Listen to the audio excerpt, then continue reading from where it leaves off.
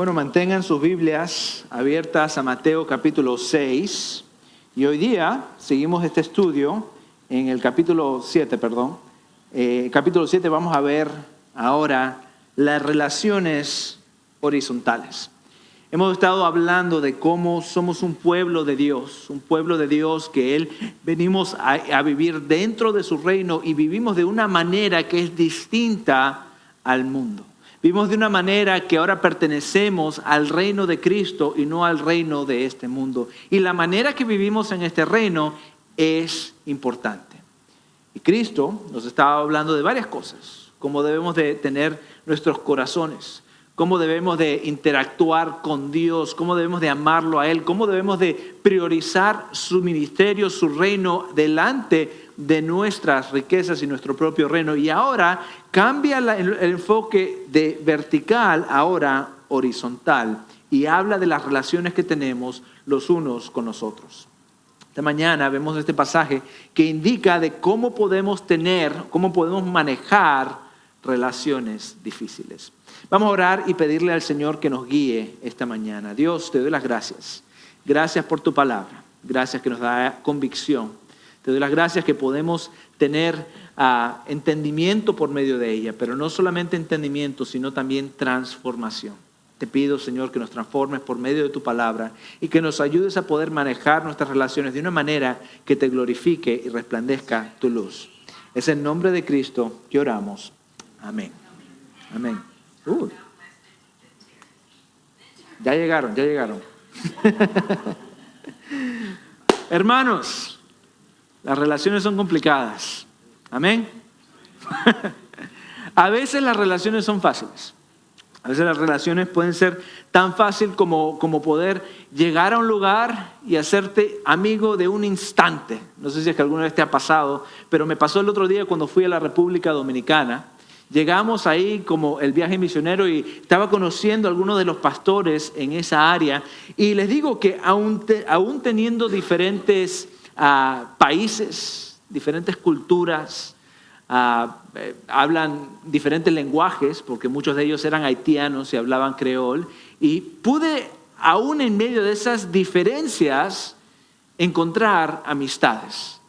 Y no solamente eran amistades superficiales, pero también pude tener unas amistades más profundas. ¿Por qué? Porque compartíamos algo en común. Compartíamos que Cristo era el Salvador y Señor de nuestras vidas.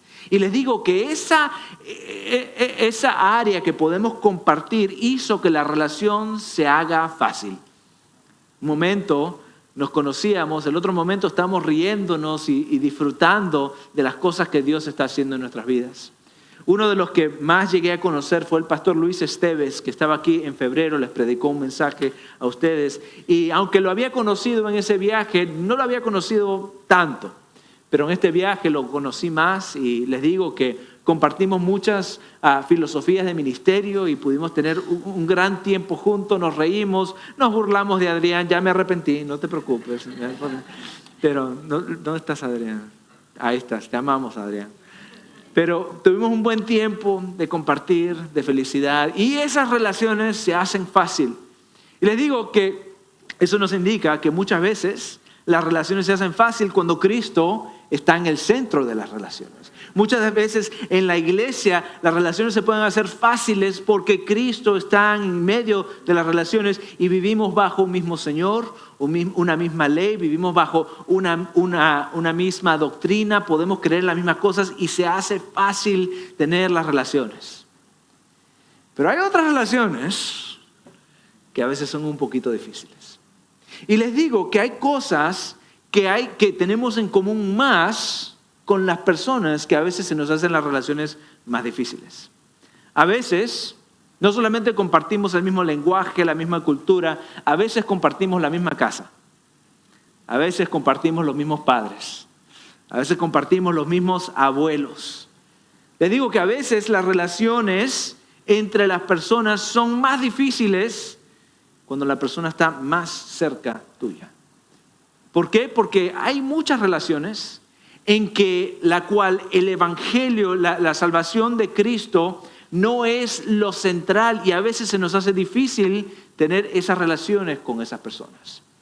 No sé si es que alguna vez te has encontrado en la casa de alguien, en una fiesta, Navidad o Thanksgiving o lo que sea, y la conversación llega a un punto que empiezan a hablar de la fe. Y las cosas se ponen interesantes, porque no sabes qué decir, no sabes cuánto empujar, no sabes cuánto hablar a la persona. A lo mejor te encuentras con un primo, una prima, un hermano, una hermana que está descarriado y está haciendo cosas y no quieres decirle las cosas porque no quieres ofender. A lo mejor te ha pasado antes que has dicho algo y ha causado fricción en la relación. Es más, se ha roto una relación. Pero en esos momentos de no saber qué decir, cómo decir, si lo digo, si no lo digo, pero si me quedo callado, van a seguir en sus pecados, cómo hablo, cómo no hablo, qué es lo que hago, las relaciones son difíciles. Pero hay unas buenas nuevas. En este pasaje Cristo nos da una guía. ¿Cómo poder manejar estas relaciones difíciles? Nos da unos principios para poder enfocarnos en cómo podemos manejar las relaciones de nuestra vida de una manera que glorifique a Dios. Es más, el punto de este pasaje nos indica que la forma que debemos de tener relaciones los unos con los otros es reflejando el carácter de Dios mismo. Reflejando lo que Dios ha hecho en nuestras vidas y reflejando el Evangelio. Es más, el punto principal que quiero que escriban, si están tomando notas, es el siguiente. Refleja el carácter de Dios en tus relaciones dependiendo de Él. Refleja a Dios en tus relaciones dependiendo de Él. Si tienes la aplicación en tu teléfono, perfecto, ahí están todas las notas, unos puntos de reflexión para poder meditar más tarde. Si no la tienes todavía, la puedes bajar en el App Store, se llama Church Center y ahí puedes tener la aplicación. Pero para la próxima, no te distraigas, ¿ok? Porque si no yo me distraigo. Y todos nos distraemos y eso no va a funcionar para nadie, ¿ok?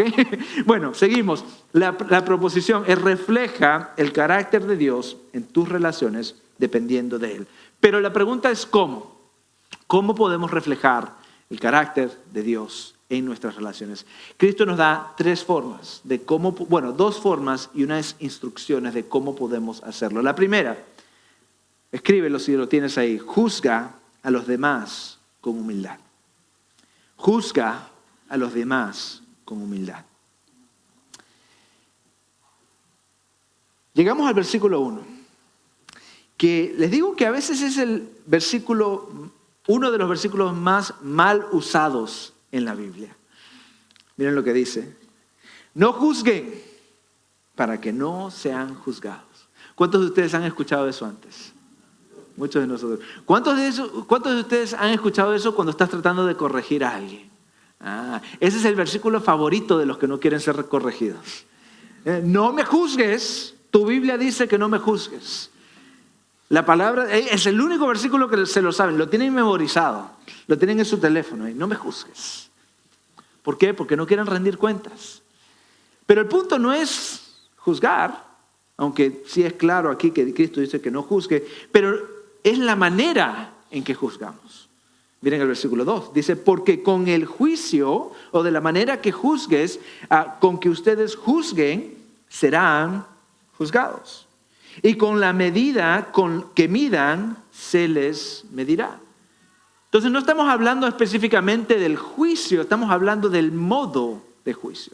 Es más, la palabra juicio acá, que es repetida varias veces, es una palabra en el griego que se pronuncia crino, y no se habla de una evaluación sabia, sino se habla de un espíritu superior o crítico. Alguien que es criticón, alguien que se enfoca en el pecado de otro. ¿Por qué? Porque ellos pecan de una manera distinta a la mía. Alguien que juzga a alguien y se cree superior a ellos porque el pecado de la otra persona es diferente que mi pecado. Les digo que muchas veces lo hacemos aún sin pensar. Estamos manejando en el carro, paramos en una luz roja y alguien viene pidiéndote limosna. ¿Qué decimos? Muchas veces, este adicto. Si se pusiera a trabajar, Si eliminara su adicción, podría salir adelante, no tuviera que pedir dinero en la calle. A veces vemos los hijos de alguien, decimos, ay, estos malos padres, ¿cómo no pueden criar a sus hijos bien? Yo nunca dejaría que mis hijos hagan esto. A lo mejor te pasará la semana que viene cuando ves a alguien que no has visto desde la Navidad o desde la Pascua pasada y te dirás, ay, estos cristianos que se creen cristianos que no están comprometidos con Dios, que vienen una vez o 2 veces al año. A veces tenemos ese espíritu crítico de otras personas. Ese es el corazón de lo que Cristo está identificando. Pero a veces, aún en círculos cristianos, podemos dejar que algunas áreas en nuestras vidas reflejen un corazón crítico de otra persona. Y esto se refleja más en las áreas de libertad cristianas. ¿A qué me refiero? Bueno, hay áreas en la vida, en la palabra de Dios, que la Biblia dice precisamente y claramente que hacer esto es pecado. Matar a alguien, pecado. Adulterio, pecado. Mentir, pecado. Hay muchas áreas que es claro, pero hay algunas áreas que no es tan claro. Que llegamos a interpretaciones, que llegamos a convicciones en nuestra vida, pero no es tan claro.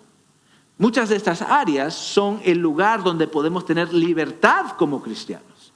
Por ejemplo, yo les digo, yo tengo convicción específica de decir malas palabras. ¿Por qué? Porque yo cuando me crié, cada otra palabra era una palabra mala, una lisura. Así es que, no es que me criaron así, pero porque estaba en mi pecado, yo hablaba malas palabras y yo he tenido que corregirme en algunas áreas, específicamente eso, y yo trato de evitar esas malas palabras. Ahora, les digo que algunas palabras en la Biblia son un poquito toscas. Algunos pueden interpretar que las palabras de Pablo, aún la palabra de Jesús, son palabras fuertes. Ahora, podemos decir que esa es libertad cristiana, pero hay otras áreas también que podemos tener libertad cristianas. Por ejemplo, si te puedes tomar un vaso de vino después de la comida o con la comida. Si alguien puede tener tatuajes, si alguien puede escuchar cierto tipo de música, si es que alguien celebra la Navidad o la Pascua de una manera u otra. A veces son áreas de libertades cristianas, pero tenemos nuestras propias convicciones y se las ponemos a otra persona.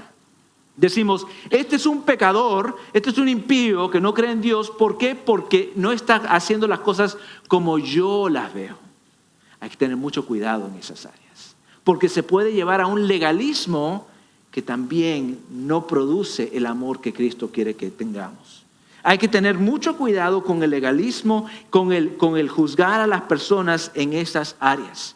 Pero Cristo nos dice así, en este pasaje nos indica que debemos de tener compasión con otros y no ver a las otras personas, sino vernos a nosotros mismos.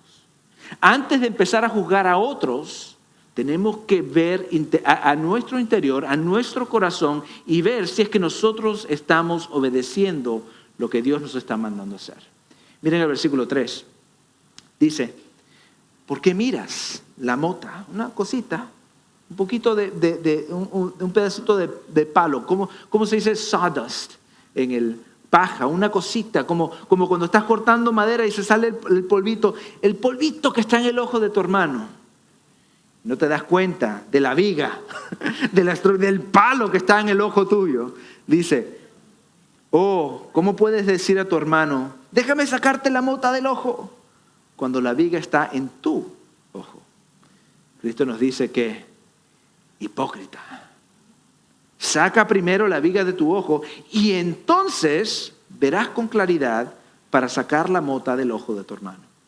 Entonces, Cristo no nos está diciendo no juzgues, no corrijas a nadie. Nos está diciendo primero mírate a ti mismo antes de corregir a otro. Mira dentro de ti primero, corrige el pecado que está dentro de ti primero y después vas a poder con claridad ayudar a otro en sus pecados. Les digo que esta es una imagen ridícula.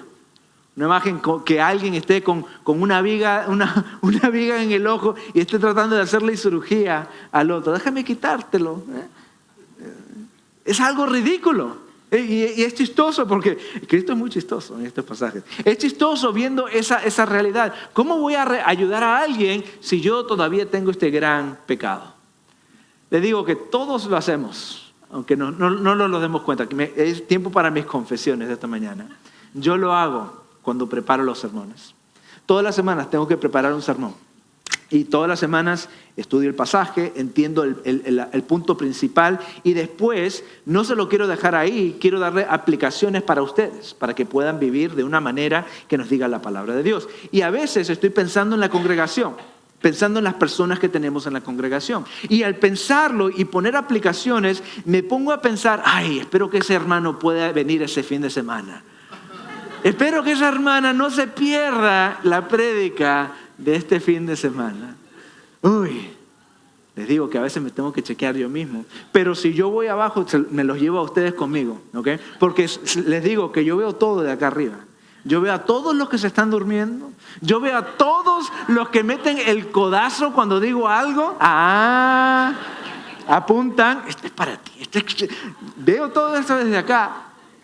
Les digo que tenemos un espíritu criticón muchas veces. Muchas veces cuando leemos la palabra de Dios, la primera persona que pensamos es la otra persona. Pastor, ¿dónde está el mensaje en YouTube? Porque se lo tengo que mandar a mi hermano. Dime dame el mensaje porque se lo tengo que mandar a mi esposo que se quedó en la casa hoy día. Se lo tengo que mandar a mi prima, a mi mamá.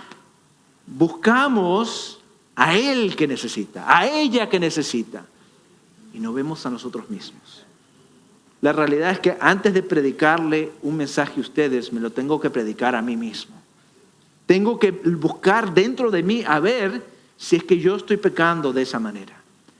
Lo que Cristo nos está diciendo aquí esencialmente es que no puedes juzgar correctamente si eres ciego a tu propio pecado.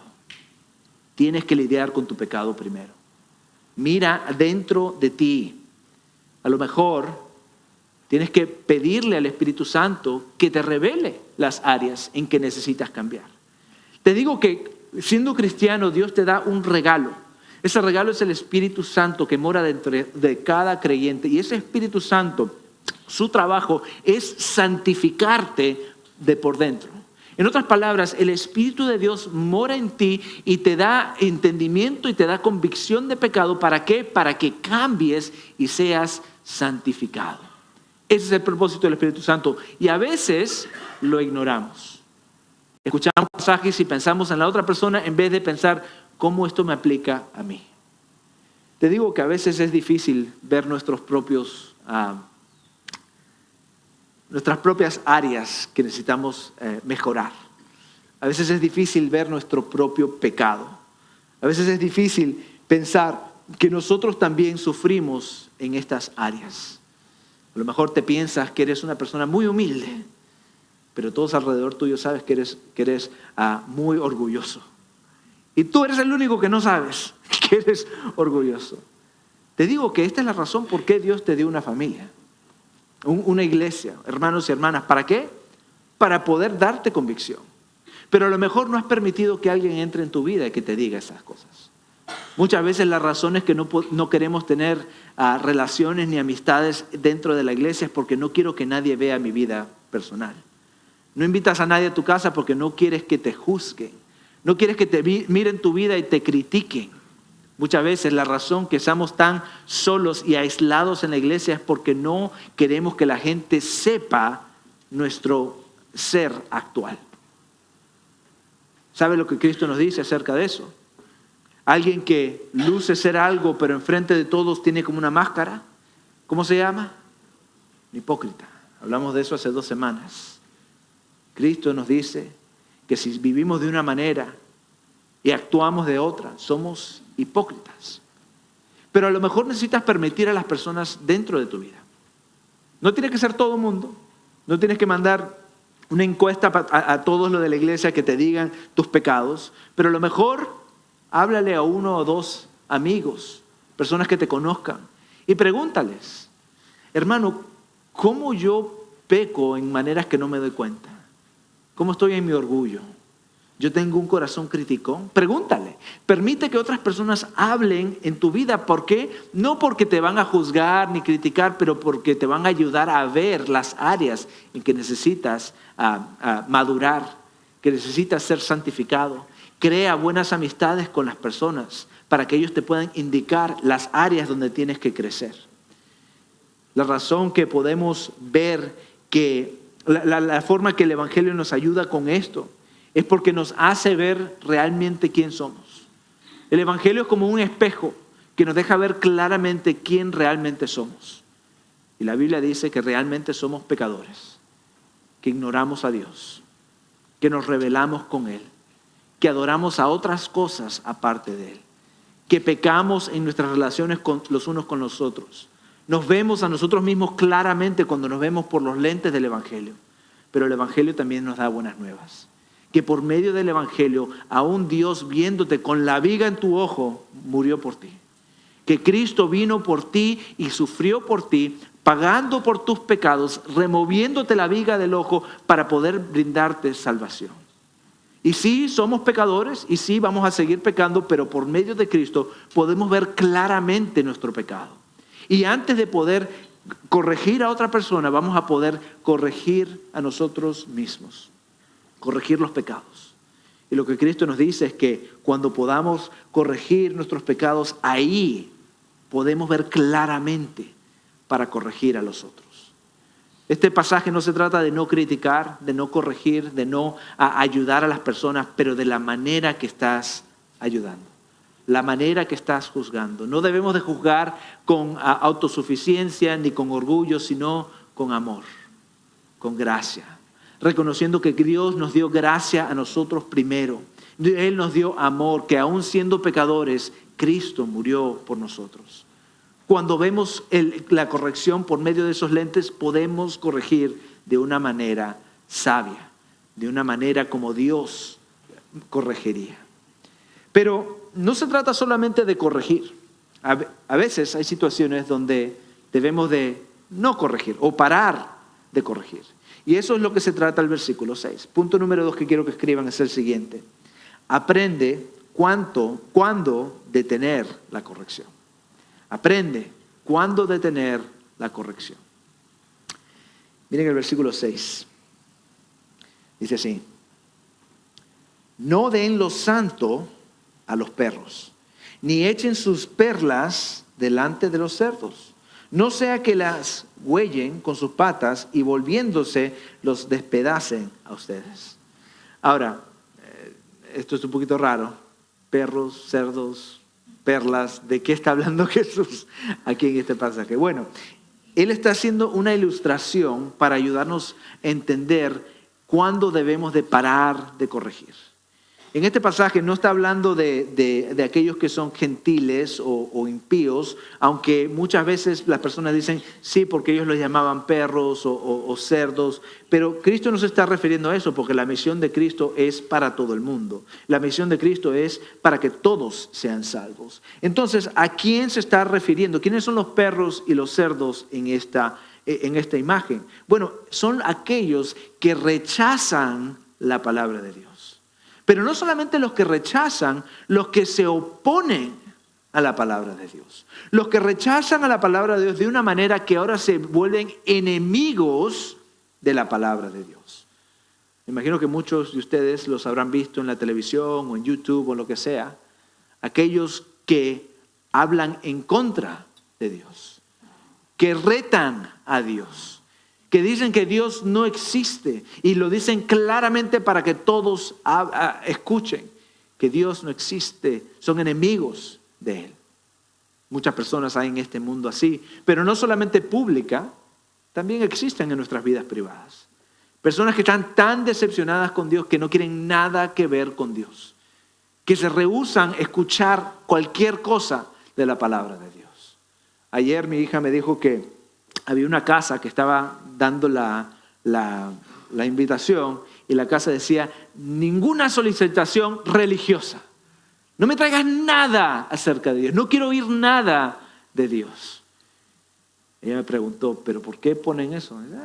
a lo mejor están cansados de escuchar a Dios y Dios y Dios y están en rebelión contra Dios. Les digo que a veces tenemos el pensamiento que con ese tipo de personas hay que pelear. Si ellos pelean, vamos a pelear con ellos. Si ellos me dicen algo en contra de Dios, nos creemos que tenemos que defender a Dios. Como que si nosotros pudiéramos defender a Dios. Les digo algo, Dios no necesita que lo defiendas. Dios es suficientemente fuerte para defenderse Él mismo. A veces, ya me entra en mi feed por el YouTube de personas que debaten a los muchachos en el college. Ellos van y hablan con ellos y los muchachos le dicen en contra de ellos y ellos le responden. Y a veces el punto no es glorificar a Dios, a veces el punto es ganar la pelea. A veces dicen cosas como para que, ¡ay, te gané! Y el video termina ahí como que, ¡ay, me ganó! Me dijo algo que no puedo contradecir. A veces pensamos de esa manera. Que Dios quiere que nosotros ganemos todas las batallas, que que podamos convencer a todo mundo de la palabra de Dios. Les digo, tu trabajo no es ganar ninguna alma, solamente Dios puede ganar las almas. Nuestro propósito es ser testigos fieles de lo que Dios ha hecho por nosotros. Si Dios te usa para ganar almas, amén. Pero Él es el que se gana las almas. Él es el que cambia los corazones. Tú y yo no podemos convencer a nadie para la salvación. Si tú tienes convertidos, espero que no vengan a esta iglesia. Porque aquí solamente necesitamos convertidos de Dios. ¿Ok? No necesitamos convertidos tuyos. Necesitamos personas que se hayan convertido a Dios. Esto es lo que nos dice y nos indica esta palabra. Que a veces tratamos tanto, que ahora estamos tomando lo santo y lo estamos desperdiciando en aquellos que se están oponiendo con el Evangelio. En ese tiempo se hablaba de lo que es santo, lo que entraba en el templo era santo, la comida que estaba dentro del templo era santa, era para Dios, era para los sacerdotes y para los levitas que ellos coman. Y es como que si tomaran ese pan santo, purificado, santificado y se lo tiraban a los perros para que ellos coman. Y no estamos hablando del perrito que tienes en la casa, el bonito que viene y te saluda. Estos eran perros salvajes, perros que las personas no tenían perros dentro de la casa. Pero sería como que si tú fueras al supermercado y te compraras un filet mignon, una picaña, lo cocinarías, le ponías su marinada, le hacías eso, lo pones en el barbecue, todo listo, rico para comer y ahora se lo entregues no a tus hijos, sino a tu perro. Ni loco, ¿no? Ni loco, no, porque eso es para mí. No, vamos a ponérselo a quien se lo merece, a la familia. Así está hablando de la palabra de Dios. No desperdicies lo santo, lo puro, en personas que quieren rechazarlo, que no quieren nada que ver con Dios. Conoce, entiende, aprende cuándo decir, ok, voy a tomar un paso atrás. Y esto no es contrario con el Evangelio. A veces escuchamos esto y decimos, wow, pero eso no suena muy evangelista. No debemos de seguir y eso no es lo que Cristo haría. Bueno, eso no es lo que Cristo hizo. Si ves en Juan capítulo 2, dice que Cristo no se entregó a todos. Dice que Cristo habló en parábolas porque había muchos que estaban opuestos a su mensaje. Lo habló en parábolas para que no entiendan. Cristo mismo le mandó a sus discípulos que cuando vayan a predicar el Evangelio, cuando entren en un lugar, si te reciben, bendito sea Dios, quédate en esa casa. Pero mira lo que le dicen si los rechazan. Mateo 10, 14. Cualquiera que no los reciba ni oiga sus palabras, al salir de esa casa o de esa ciudad, sacudan el polvo de sus pies. Váyanse a otro lugar. Prediquen el Evangelio en otro lugar. Porque a veces lo que necesitamos hacer no es combatir con las personas, no es convencer a las personas, sino dejar que el Espíritu obre en las vidas de ellas. A veces lo más glorificante para Dios que podemos hacer es decir, ¿sabes qué? Hasta aquí nomás llego. Voy a parar de insistir en esta relación. Te digo que muchas veces eso pasa con nuestras familias. Imagino que nosotros tenemos muchas familias inconversas, ¿sí? La mayoría. Tenemos a alguien por lo menos en nuestra familia. ¿Y cuánto nos encantaría que esa persona se convierta, no? Ay, oramos. Siempre tenemos en las peticiones de oración, mi hermano, mi hermana, mi hijo, mi tío. siempre oramos por las personas y eso es bueno, sigue orando por las personas. Pero a veces hay un momento que insistimos en una relación y ellos han rechazado, que llega un momento que ya tenemos que parar. ¿Por qué? Porque estás a riesgo de romper esa relación. Estás a riesgo que la persona diga, ya estoy harto de ya ni siquiera voy a ir a la reunión de Navidad, no voy a ir a ningún evento que sea en su casa, me voy a separar de ellos y es más, no le voy a hablar. ¿Qué has ganado con eso? Has perdido una relación. A veces hay que saber cuándo tomar un paso atrás y decir, ok, vamos a tener un tiempo bonito de familia, no voy a insistir, me voy a quedar callado, ellos ya saben, ya he hablado con ellos ya saben mi posición, vamos a disfrutar de este tiempo juntos. A veces toma ese paso atrás. Piensa, a lo mejor en tu familia tienes a alguien que has estado peleando, o a lo mejor estás actualmente peleado con ellos porque tú sigues insistiendo con el evangelio. Ten un tiempo de poder restaurar esa relación. A lo mejor le tienes que hablar y decir, hermano, ya no vamos a seguir hablando de esto.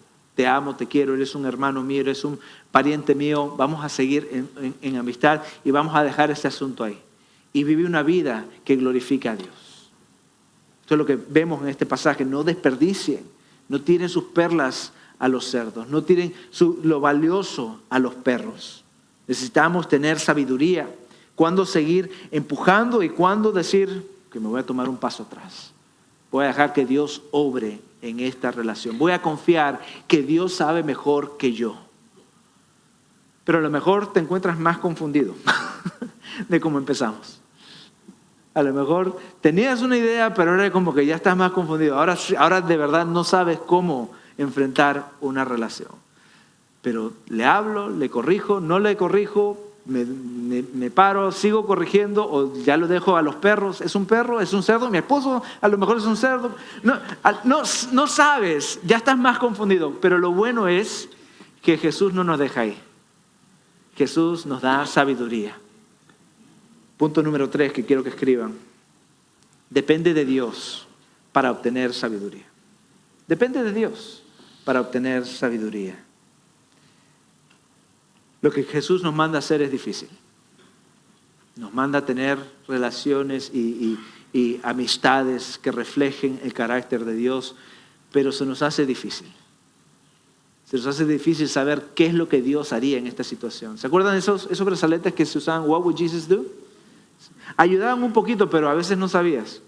No sé qué haría Jesús en esta situación. Estoy perdido.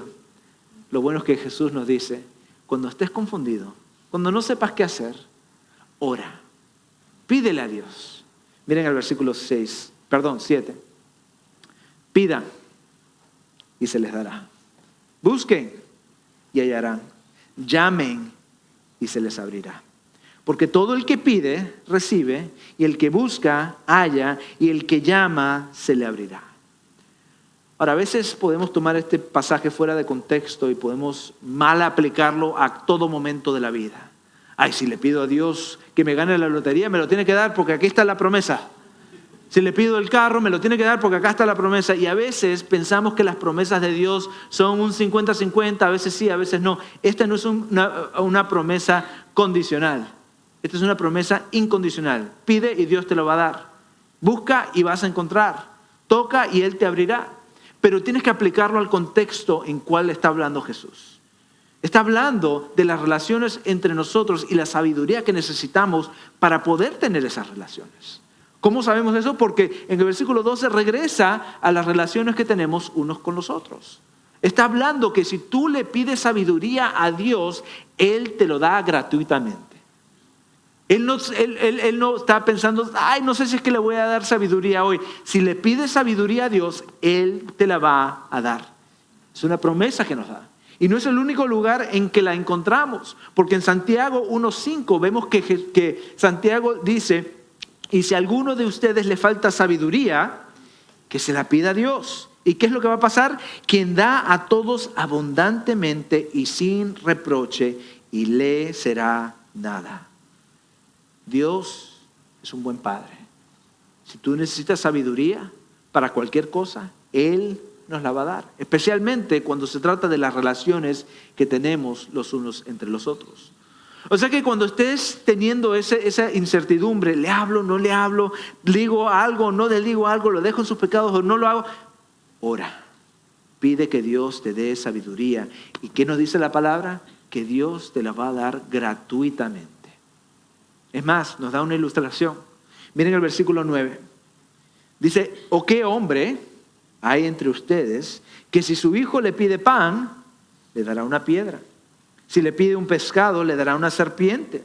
Pues si ustedes, siendo malos, saben dar buenas dádivas a sus hijos, ¿cuánto más su Padre que está en los cielos dará cosas buenas a los que le piden? Nos da una ilustración de cómo nosotros somos como padre.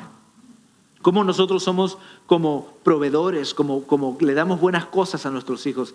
A lo mejor te encuentras y piensas en tus padres y son buenos padres. Qué bueno que hayas tenido buenos padres. Pero a lo mejor te encuentras esta mañana y dices, buenos padres, yo no tengo buenos padres. A lo mejor ni conoces a tus padres. A lo mejor has sido abandonado o maltratado por tus padres y no tienes esa imagen de qué es un padre bueno. Bueno, cualquier imagen que tengas de tu padre, sea bueno o malo, no importa. Tu padre y tu madre son personas caídas, pecadores, y Dios es mucho más grande que tus padres. Dios te ama incondicionalmente. Dios es un Dios que te da lo bueno para ti. De la forma que a un padre pecaminoso y caído puede darle buenos regalos a sus hijos, Dios es mucho más grande que cualquier padre en esta tierra. Y Él nos ama. Y Él te da gratuitamente. O sea que cuando le oramos a Dios y le pedimos sabiduría, no tienes que pensar, ay, ¿lo voy a molestar a Dios? Si es que le oro por esta cosa tan insignificante. No pienses en molestar a Dios. Dios te dice, ven a mí, ven con libertad. El trono de la gracia está abierto. Podemos entrar con confianza a Él, a los brazos y a las piernas de nuestro Padre y pedirle, papá, necesito sabiduría para esta relación. Necesito saber qué hacer en esta área. Cristo nos está diciendo que tú y yo no podemos vivir relaciones del reino sin la ayuda de nuestro Padre Celestial. Pero si estás pensando, ok, ora. Ok, ya sabía que tenía que orar. Pero necesito esta relación hoy. Necesito saber qué hacer ahora mismo. Bueno, Él nos da un principio en el versículo 12 que podemos seguir, que nos va a ayudar a poder tener estas relaciones. Miren el versículo 12. Por eso, todo cuanto quieran que los hombres les hagan, así también hagan ustedes con ellos. Porque esta es la ley y los profetas. Esto no está hablando de moralidad superficial. Esto está hablando de un cambio de corazón interno. Él nos da una guía. Cuando no sepas qué hacer, órale a tu Padre y trata de seguir esta regla. Haz lo que tú quisieras que te harían a ti. Actúa de la manera que quisieras que las personas actuarían contigo. Ahora, les digo algo que es muy interesante. Muchas veces la cultura, el mundo, saca principios bíblicos y se los usa en sus vidas seculares. ¿Qué significa? Bueno, este pasaje o este versículo se llama la regla de oro. La regla de oro que es muy buena, se puede usar en cualquier situación. Hasta personas que no son cristianas usan este principio en sus vidas. Si escuchas a una persona que es gurú de empresas o lo que sea, te dice, sí, tienes que seguir. Y a veces sacan reglas de la Biblia y lo usan en un contexto secular, en su vida propia, aparte de Dios. Y lo que están diciendo es, están diciendo que yo puedo sacar principios de la Biblia y usarlo en mi vida cotidiana aparte de Dios. No me someto a Dios, pero sí sigo sus reglas porque algunas sí son buenas. Les digo que no puedes hacer esto sin estar bajo el reino de Dios. Porque si tú vives en tu cuerpo pecaminoso, tú nunca vas a poder tratar a las personas como tú quieres que te traten a ti. Porque nuestro cuerpo, nuestra carne, lo que quiere hacer es tratar a las personas como ellas nos trataron a nosotros. Me tocaste la bocina, yo te voy a tocar la bocina. Me metiste el carro, yo te voy a meter el carro. Me hiciste un pecado contra mí, yo también te voy a hacer venganza. Esa es la forma que nosotros vivimos. Esa es la forma que, aparte de Dios, es nuestro ritmo natural de nosotros mismos. Tú me haces algo, yo te hago algo de regreso. Me tratas mal, yo también te trato mal. Tú me gritas, yo también te grito. Esa es la manera que vivimos. Pero bajo el reino de Dios, las cosas cambian. Bajo la luz del Evangelio, las cosas cambian. ¿Por qué? Porque Dios no te trató a ti como tú lo trataste a Él. Cristo no te trató a ti como tú lo trataste a Él. Te digo, hermano, que al pensar en el Evangelio, de la forma que hemos tratado a Dios, que nos olvidamos de Él, que adoramos a otras cosas, que servimos a otras áreas en nuestras vidas, que hemos disfrutado de nuestro pecado más de lo que lo disfrutamos a Él. No tratamos a Dios de la manera que quisiéramos ser tratados, pero aún Dios nos trata de una manera buena. La palabra de Dios nos dice que aún siendo pecadores, Cristo murió por nosotros. Aún en tus delitos y pecados, por la gracia de Dios, somos salvos.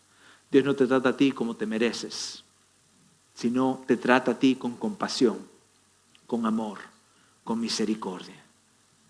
Esa es la manera que debemos de tratar a los otros.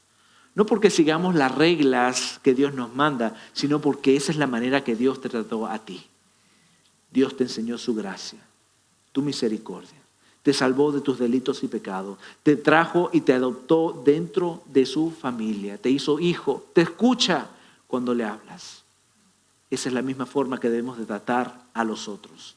En las relaciones, en el Evangelio, pensando cómo Dios me trató a mí.